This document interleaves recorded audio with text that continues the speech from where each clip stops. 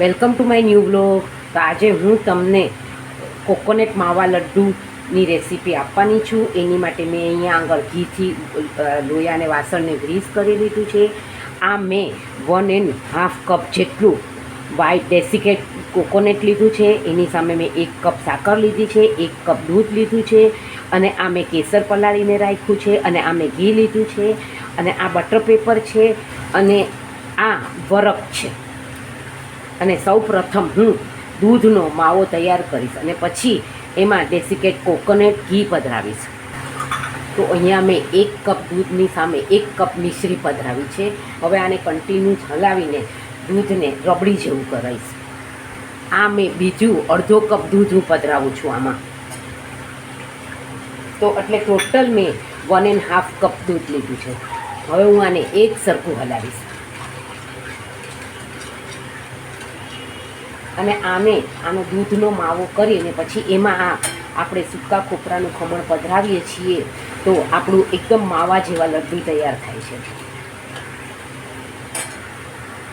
આ તમે જોઈ શકો છો આપણું દૂધ એકદમ જાડું થઈ ગયું છે. હવે એમાં હું આ કેસરવાળું થોડુંક દૂધ પધરાવીશ અને થોડાક દૂધથી આપણે ગાર્નિશિંગ કરશું.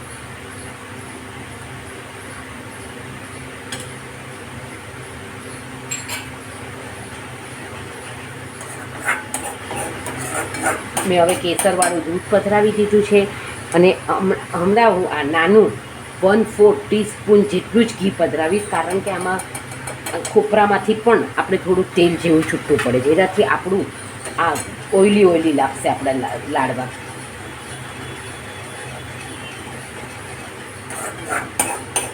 હવે આપણે આમાં આ કોકોનટ પધરાવી દઈએ છીએ.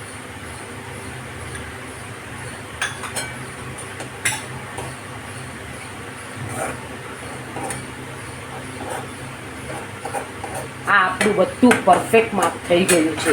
હવે જરાક વાર આપણે હલાવશું એટલે એક રસ થઈ જશે. તમે જોઈ શકો છો આમાં લિક્વિડનો ભાગ જ નથી રહ્યો.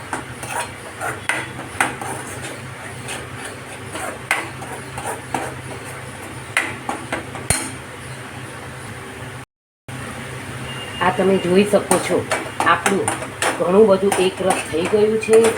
અને હવે હું આપણે ગોટી પડતી થાય છે કે નહીં એ જોઈ લઈશ. અને આપણે વાસણને પણ હવે ચીકટકતું નથી. આ તમે જોઈ શકો છો આપણું આ ગોટી જેવું થઈ ગયું છે. હવે મેં ગેસ બંધ કરી દીધો છે અને હવે આને નીચે ઉતારી અને થોડુંક ઠરશે એટલે એના લડ્ડુ વાળી લઈશ.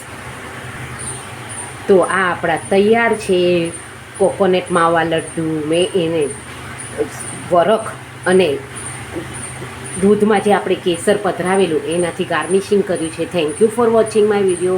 Like, share and subscribe.